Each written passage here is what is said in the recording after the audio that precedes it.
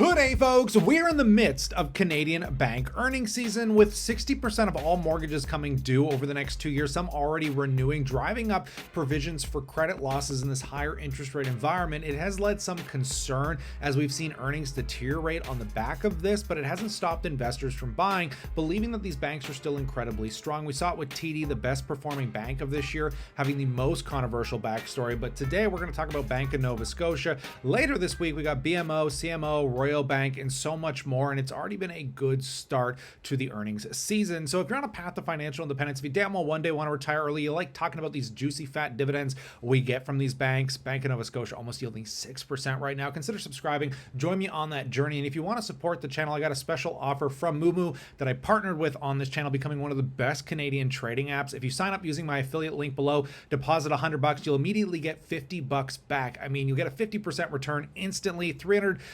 If you want to achieve that, you got to deposit $5,000. They got 6% APY on idle funds and a 60-day commission-free trading period. But more on that in a moment. Now, driving into this, first and foremost, if we take a look at Bank of Nova Scotia, it is up quite nicely. Year to date, it is starting to get back to being flat. And if we zoom out on a longer chart here, we can see that they're going to start heading back toward highs they haven't seen in quite a while. And like Pokemon cards, I do typically recommend collecting them all because they kind of go through some cyclicalities. So some perform better than others in different periods. So I do like HBNK. This is an all-encompassed sector ETF that basically holds the 5 major banks. A lot of people like ZEB, but if we take a look at the profile of this, you're paying about a 0.25% management fee, where with HBNK, you're only paying about 0.09%, so less than half in a management fee. But if you just take a look at the breakdown, they're basically equal weighted. Some of them, like with HBNK, kind of upper weights Canadian Imperial, National, but they all make up 15 to 16% at most. And ZEB is kind of just equal weight across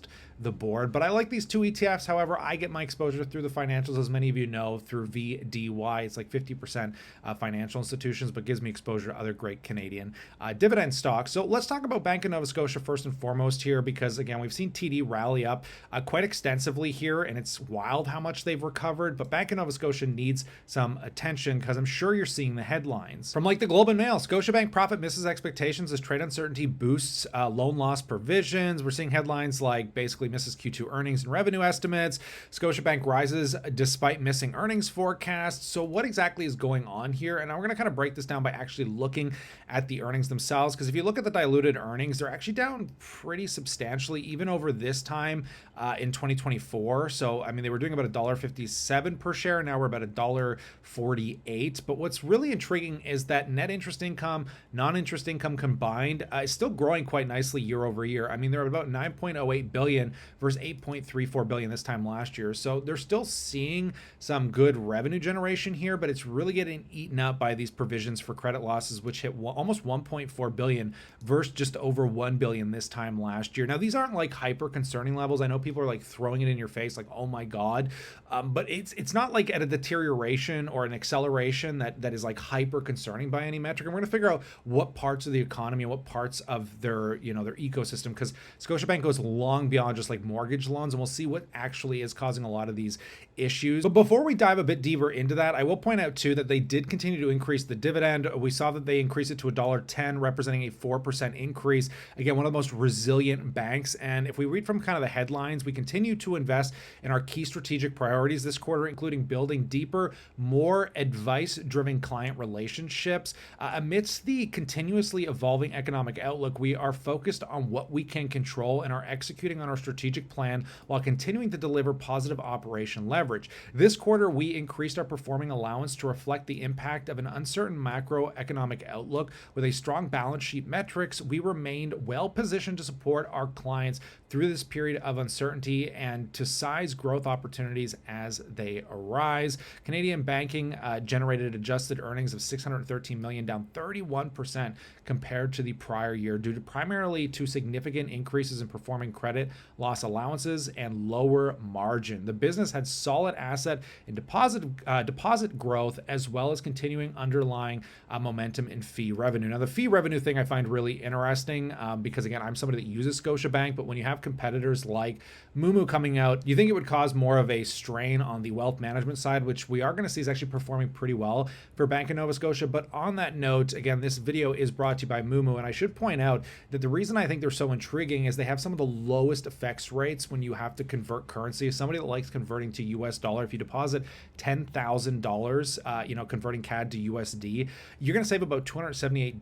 You're only going to pay about 0.09% plus $2 US, which compared to Questrade or Wealthsimple set at 1.5%. They do have slight commissions in trading at about $1.99 per trade, whereas Questrade and Wealthsimple don't. But compared to the banks that charge $10, I mean, moomoo is considered incredibly cheap comparably, and they offer US level 2 data that Questrade and Wealthsimple just don't. They offer that for free along with aftermarket trading. And if you're looking into getting into options, look no farther, because you can save up to $1,100 US per year with moomoo. Compared to Questrade and Wealthsimple, they have the best transaction fees. And again, those effects fees matter a lot, and they have zero account fees and zero exercise assignment fees. So there's a lot to look forward to if you are into trading in Canada. These competitors are really making the banks run for their money, no pun intended there, but I'll leave the link in the description below if you do want to support the channel and get those immediate sign up bonuses. But diving into Bank of Nova Scotia and kind of the sectors that are performing and why I think investors are buying the stock today. Firstly, a lot of people look at the balance sheets. This is what I think really helped TD is the strong capital positions,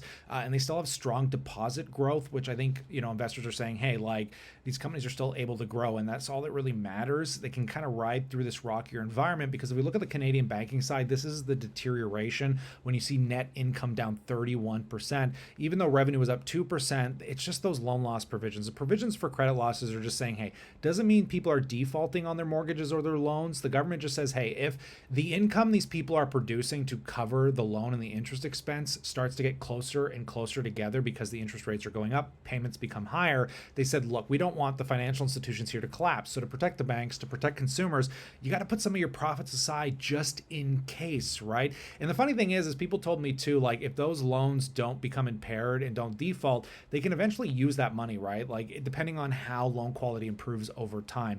It's a really intriguing system we have in Canada, but that's why our financial institutions have survived some of the worst financial crises and are recognized globally for it. But again, what people are looking at is the average loans are still up 4%, mortgages are up 6%, and credit cards up 4%. The average deposit growth is up 5%, with non-personal up 8%, mostly in demand accounts, and personal still up 3%. So overall, if you can look past the net income decline, this is still a pretty good quarter, especially when you look at global wealth management, which we're going to see a lot of this is being driven by like mutual funds and a lot of that stuff, because you can see the net income was up 17%, with Canadian earnings up 14%, international wealth up 7%, and revenue up a whopping 12%, again, thanks to mutual fund fees, brokerage revenues, and net interest income. So wealth management has been one of the strongest sectors for so far the bank earnings we've seen with TD. If we look at global banking markets, net income was up 10% and revenues up 18%. Incredible to see. The expenses are rising quite a bit, and they're claiming this is higher personal and technology costs, which is what we're seeing across all sectors.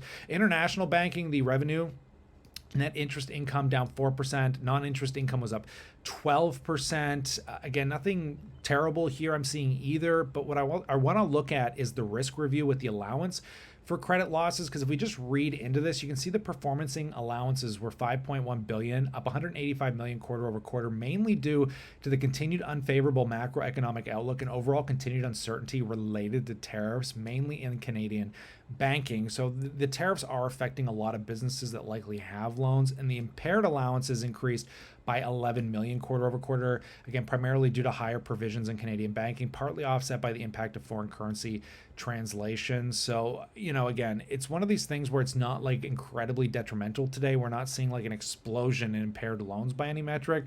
But when you read through this, you are going to see that, this is a continued trend. It's not something we want to see. And before the banks can really launch into new all-time highs, in my opinion, they really need to start seeing this go the other way. I think just getting a sign that things have stabilized, and loans have stabilized, especially getting through this renewal hump, would really help solidify, the next bull run that we could see in these banks. Because right now we're just getting incremental growth, great dividends, still great dividend growth. But man, just to put this stuff behind us, I could see a whole new bull market in the Canadian banking sector. But these are just one man's opinion. I'd love to know what you guys think. Are you buying these banks? Like I said, I'm still cost averaging into VDY, but I'd love to hear about all of it in that comment section below.